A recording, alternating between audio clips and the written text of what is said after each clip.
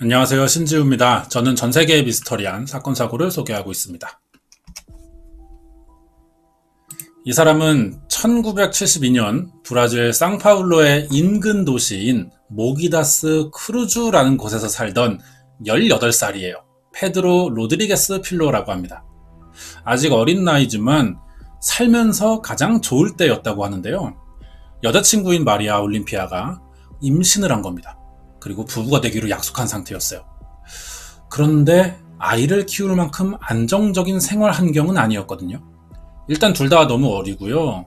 페드로의 직업 때문에 사람들을 피해 살아야 됐습니다. 그럼 직업이 뭐길래 숨어 살아야 되는 걸까요? 페드로는 이 지역의 조직폭력단 소속 갱스터였던 거예요. 지역 깡패라고 보면 되겠습니다.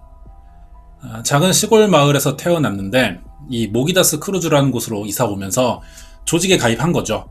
어려서 그런지 유독 겁이 없는 사람이었다고 합니다. 다른 조직과의 큰 싸움이 있었는데 여기서 크게 활약한 거예요. 그러자 조직원 사이에서도 인정받기 시작했죠. 어리지만 뭐 떳떳한 일은 아닌데 그래도 이쪽 세계에서는 나름 커리어가 좀 있는 그런 사람이 된 겁니다.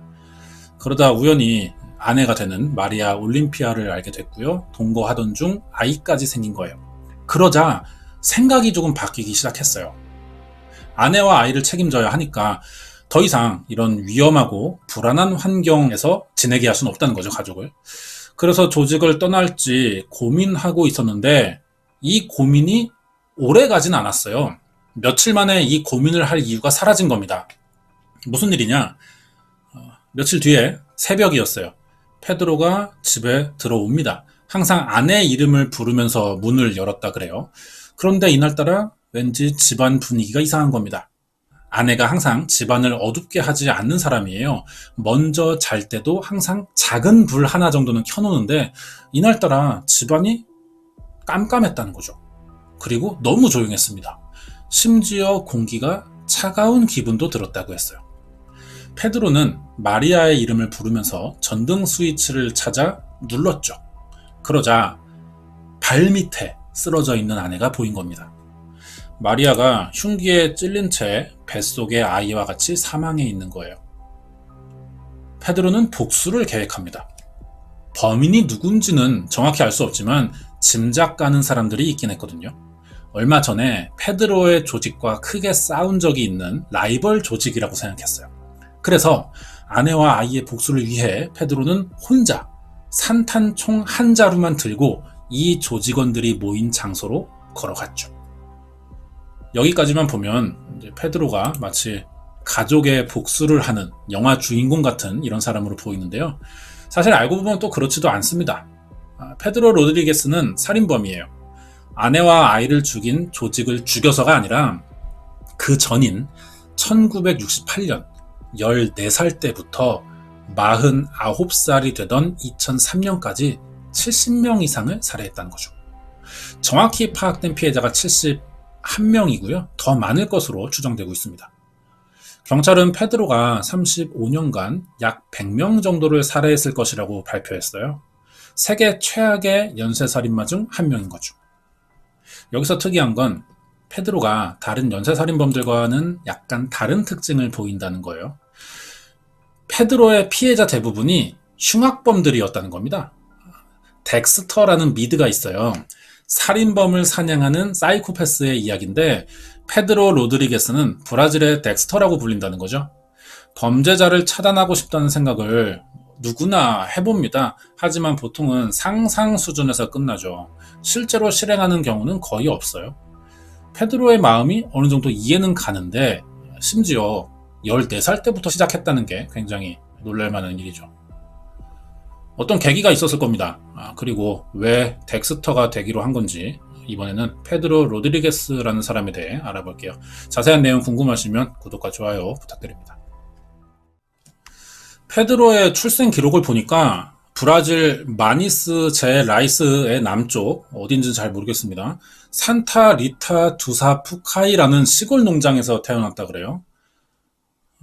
대부분의 범죄자들처럼 가정 환경이 좋지 않은 사람이었습니다. 알코올 중독자인 아버지가 폭력이 심했던 거예요. 페드로를 임신했을 때도 어머니를 막 폭행했었습니다. 배를 주로 때렸다고 하는데 그래서 페드로가 태어날 때 두개골 골절 상태였어요. 페드로가 태어나고 나서도 폭력은 계속됐고요. 이제 엄마랑 아이 다 때리는 거죠. 그러다 보니까 이 폭력에 노출된 아이의 특징입니다. 감정 조절을 잘 못하고 쉽게 화를 내는 상태가 되는 거죠. 페드로는 13살에 자기 사촌과 크게 싸운 적이 있어요. 이때 처음으로 살인 충동을 느꼈다고 하는데 화를 참지 못해서 이 사촌을 사탕수수 짜는 기계에다 밀은 거예요. 죽을 수도 있었어요. 위험했는데 하지만 다행히 주변 어른들이 발견해서 구출했다고 합니다. 감정을 절제하지 못해 생기는 위기가 계속 있었거든요. 그러다가 14살에 첫 살인을 해요. 심지어 이 피해자가 지역의 부시장인 알프나스라는 사람이었습니다. 아버지가 고등학교 경비원으로 일하고 있었는데 이 학교 주방에서 음식을 훔쳤다는 이유로 해고된 거예요. 그러자 복수를 위해 할아버지의 서랍에 있던 총을 훔쳐 이 아버지 해고의 결정을 내린 부시장을 쏜 거죠. 그리고 실제로 음식을 훔친 뒤 아버지에게 2명 씌운 범인도 찾아가 총을 쏩니다. 2명을 연달아 죽인 거예요. 살인범이 된 페드로는 상파울로로 그래서 도망치게 된 거죠. 어린 나이에 돈 벌 방법이 없어요. 그래서 한동안 상파울로에서 절도와 강도를 저지르는데 그러다 어느 마약상 한 명을 폭행하게 됩니다. 죽일 생각이 있었는지는 모르겠지만 때리다 보니까 이 마약상이 죽은 거예요. 이 일로 페드로가 상파울로 지역 내의 조직원들 사이에서 유명해지기 시작한 거죠. 그래서 그중 한 조직의 스카웃대에 가입한 겁니다. 이렇게 조직원 생활을 시작했고 17살에 아내가 되는 마리아 올림피아를 만나요. 아내가 잘해줬다 그래요. 처음으로 누군가에게 관심을 받게 됐고 거기에 아이까지 생기는 거죠. 자기 아이. 어릴 때 갖지 못했던 제대로 된 가족이 생길 것 같은 기분이 들었어요. 그래서 이제는 나쁜 짓 그만하고 제대로 살아봐야겠다는 생각을 하던 중 갑자기 아내가 살해당했던 겁니다. 페드로는 아내를 죽인 범인으로 추정되는 라이벌 조직 두목 결혼식에 참석합니다. 여기서 총을 쐈어요. 그래서 7명이 사망하고 16명이 다치는데요. 아무리 결혼식이지만 총을 다루는 폭력 조직 23명 이상을 혼자 상대했다는 거죠. 이때 17살밖에 되지 않았습니다. 하지만 벌써 10명 이상을 죽인 사람이 된 거예요. 아내와 아이 복수는 했죠. 하지만 범행은 멈추지 않습니다. 가족과 친하게 지내지는 않았어요, 이 사람이. 하지만 유일하게 친한 사촌 여동생이 한 명 있었거든요. 미성년자였는데 여동생이 임신한 겁니다. 페드로도 뭐 비슷한 처지였어요. 그래서 이걸 문제 삼는 건 아니고 여동생 집에서 빨리 결혼식을 올리려고 했는데 갑자기 상대 남자가 자기 아이가 맞는지 못 믿겠다면서 이 결혼을 거절한 거죠. 여기에 화가 난 페드로가 경찰에 수배돼서 도망 다니는 중이었는데도 이 남자를 찾아가 폭행하는데 이때도 죽일 생각은 아니었던 것 같아요. 하지만 폭행하면서 자기도 이제 화를 참지 못하는 거죠. 그러다 결국 총을 쐈어요. 그리고 같은 해 한 명을 더 죽입니다. 이게 페드로가 저지른 가장 충격적인 사건이죠. 자기 아버지였어요. 앞에서 말한 대로 아버지가 오래전부터 아내에게 가정폭력을 저지르고 있었습니다. 그러다 폭력으로 결국 아내가 사망한 거예요. 아버지는 이 사건으로 살인죄로 체포됐고요. 사건이 신문으로 알려지는데 페드로는 상파울로에 있죠. 그래서 신문으로 자기 엄마가 죽은 사건을 알게 된 거예요. 바로 아버지가 수감된 교도소를 찾아갑니다. 자기도 수배 중이었는데 다른 사람 신원으로 면회를 신청해서 들어간 거예요. 1970년대라 절차가 까다롭진 않았던 것 같습니다. 브라질이기도 했고요. 페드로는 칼을 숨겨두고 면회실에 들어갔어요. 그리고 아버지가 면회실로 들어오는 순간 바로 공격하는데 심장을 노렸던 걸로 보입니다. 왼쪽 가슴만 22번 찔렀거든요.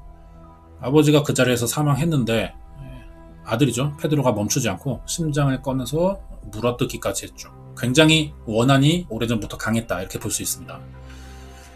이제 범행 끝났으니까 도망쳐야 되는데 교도소를 빠져나오는 데까지는 성공하거든요. 하지만 몸에 피가 너무 많이 묻어 있던 겁니다. 증거를 남기지 않고 도망가기는 불가능했어요. 결국 1973년 5월 24일에 처음 체포됐죠. 이 사이에 이미 11명을 더 살해한 상태였습니다.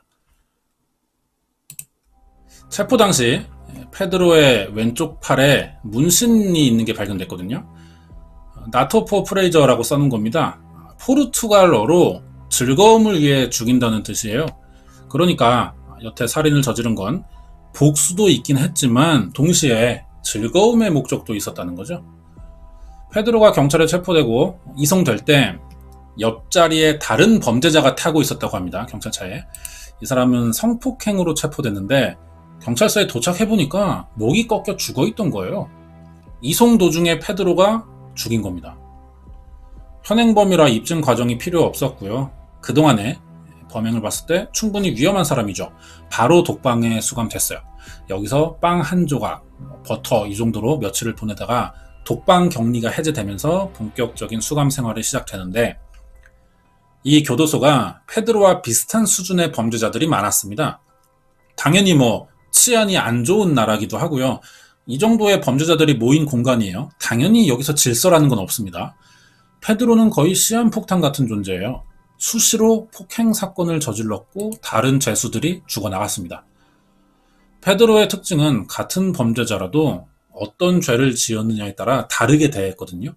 특히 어린 여성을 성폭행하거나 목숨을 빼앗은 범죄자들을 굉장히 싫어했습니다.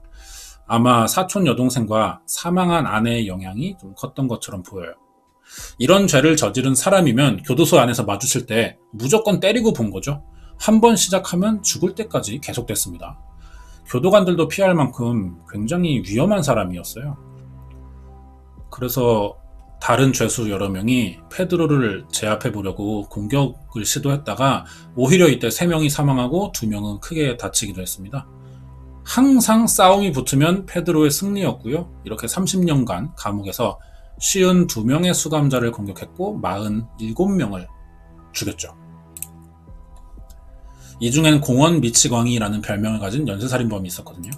프란시스코 페레이라고 하는데 이 사람도 감옥에서 페드로 손에 사망합니다. 다른 연쇄살인범인 조아 아카시오 데 코스타도 페드로에게 죽도록 두드려 맞았고요. 호메니 라모스라는 살인범은 죽었어요. 이런 소식이 알려지자 사람들이 페드로를 영웅 취급하기 시작합니다. 페드로는 범죄자들을 죽이는 건 즐겁다는 말을 남겼고요. 자기 행동에 후회나 반성은 전혀 하지 않았어요. 오히려 스스로를 정의의 사도라고 믿는 것 같았습니다. 페드로 로드리게스를 체포하고 정신감정을 해본 의사들은요, 다 같은 말 했어요. 심각한 편집증과 반사회적 성향, 분노조절장애 등의 정신병이 있다는 거죠. 태어날 때부터 두개골 부상을 입은 상태였고 자라온 가정 환경도 비정상적이었기 때문에 이런 상황이 성장에 큰 영향을 줬을 거예요. 그래서 결국 복수라는 핑계로 자기의 감정 표출을 하는, 살인을 합리화한 이런 사이코패스 유형의 범죄자라고 볼 수 있습니다. 1973년에 첫 재판이 열리는데 14살 때부터 저지른 부시장 살인 사건과 아버지 사건까지 23명의 살인죄로 총 128년형을 받아요. 하지만 브라질이라는 나라는 감옥에 수감되는 최대 기간이 30년까지거든요. 워낙 범죄자가 많아서 다 가둘 공간이 부족하다 보니 생긴 법입니다. 128년 선고받아도 30년 지나면 나오는 거예요. 그래서 2003년에 출소가 예정되어 있는 사람이었던 거죠. 그런데 막상 2003년 되니까 출소가 거절됩니다. 감옥에서 47건을 더 저질렀던 게 이유였어요. 규정을 바꿔야 될 정도로 얘는 해도 너무했다는 거죠. 그래서 예외로 오히려 형이 400년까지 더 늘어났는데 그러다 4년 후 갑자기 모범수 생활을 했다면서 34년 만인 2007년 4월 27일에 53살의 나이로 출소합니다. 그리고 상파울루를 떠나 해안가인 발레 아리오 캄보리우에서 관리인 일을 했는데 2011년 9월 15일 다시 경찰에 체포되거든요. 교도소에 있을 때 폭동 시위에 가담했다는 죄가 뒤늦게 성립된 거죠. 그래서 다시 8년 동안 교도소에 들어갔었고요. 2018년에 완전히 풀려납니다. 재밌는 게 이 사람이 지금 뭐 하냐면요. 유튜버 됐어요. 채널은 찾지 못하는데 해외 기사를 찾아보니까 유튜브 활동 중이라는 내용이 있었습니다. 뭘 하냐 그럼 유튜브에서 브라질의 비행 청소년들에게 범죄와 멀어지는 방법에 대한 강의를 하면서 잘 지낸다 그래요. 어릴 때 팔에 새겼던 그 즐거움 때문에 죽인다 이 글씨는 지웠다고 합니다. 준비한 내용 여기까지고요. 뒤에 관련된 내용 더 있어요. 이번 이야기는 범죄자를 사냥하는 사이코패스 브라질의 덱스터라고 불리는 페드로 로드리게스의 사건 파일이었습니다. 네, 관련된 이야기 하겠습니다. 이 사람 뭐 운동을 했는지는 모르겠지만 신체 조건인가요? 운동선수가 되는 게 맞지 않았을까 싶을 정도인데 50살까지 교도소에 있었고 어릴 때 한참 힘 좋고 혈기왕성할 때 들어오는 어린 범죄자들 다 상대하면서 수감생활을 했다는 거죠. 신체적인 조건이 굉장히 좋은 사람이지 않았나 하는 생각됩니다. 관련된 이야기 하자면은 범죄자들을 사냥하는 범죄자였다는 점에서 페드로 로드리게스는 브라질의 덱스터라고 부를만 하거든요. 덱스터는 우리가 잘 아는 미드 덱스터죠. 여기 주인공 이름입니다. 드라마상의 별명이 괴물 잡아먹는 괴물인데요. 페드로랑 비슷한 면이 있어요. 캐릭터 면에서. 그래서 사람들이 이 드라마 주인공인 덱스터와 실제 인물인 페드로를 많이 비교합니다. 그래서 이번에는 덱스터라는 미드를 좀 추천해 볼 겁니다. 2006년에 시작했고요. 8년간 8시즌 방송됐어요. 주인공은 아까 말한 대로 사이코패스 혈흔 분석가입니다. 덱스터가 법으로 해결할 수 없는 범죄자를 직접 사냥하는 이런 내용이죠. 답답하니 내가 뛴다 이런 거예요. 범죄를 주제로 한 책이나 영화, 드라마들은요 항상 인기 있는 주제예요. 이미 보신 분도 많겠지만 이 사건 보고 관심 가면 굉장히 이거 유명하거든요. 덱스터 한번 정주행하는 거 추천드립니다. 그리고 페드로인데요. 최근 사진이에요. 가장 최근. 이 사람 살인범이지만 범죄자를 죽였으니 그래도 참작의 여지는 있다. 뭐 이런 시각을 갖는 사람도 있는데 엄연히 법의 영역을 넘어간 행위였습니다. 그래서 범죄라고 부르는 거예요. 하지만 교도소에서 47명의 범죄자를 죽였다는 사실 때문에 사람들이 쓰레기를 소탕한 영웅이라고 떠받들어 준다는 거죠. 이게 페드로에 대한 오해 중 하나인데요. 페드로가 감옥에서 죽인 사람은 연쇄살인범이나 성폭행범들이 있긴 했어요. 하지만 이거는 일부라는 겁니다. 모두 다 그렇다는 건 아니죠. 그런데 이게 전체인 것처럼 알려지게 되면서 사람들이 오해를 하는 거고요. 피해자 중에는 비교적 가벼운 죄로 들어왔다가 잘 때 코 골아서 시끄럽다는 이유로 살해당한 사람도 있습니다. 그렇기 때문에 우리가 알고 있는 그런 내용과는 좀 다른 점이 있죠. 사실 이 정의라는 게 개인의 생각과 기준으로 내리는 건 아니거든요. 나라에서 정한 기준에 따라 재판을 받았고요. 감옥에서 죽은, 페드로에게 죽은 범죄자들은 죄값을 치르는 중이었다는 겁니다. 이걸 개인이 심판할 자격은 없다는 거죠. 그렇다고 뭐 이 사람들 편들자는 게 아니고 이 사람들 착하다는 게 아니고요. 범죄자를 처리해도 질서 있는 법률에 의거한 방식으로 처리해야 되는데 그걸 무너뜨린 거죠. 페드로가. 사회적 합의를 깨고 단독으로 행동한 그런 죄가 있는 겁니다. 여기까지요.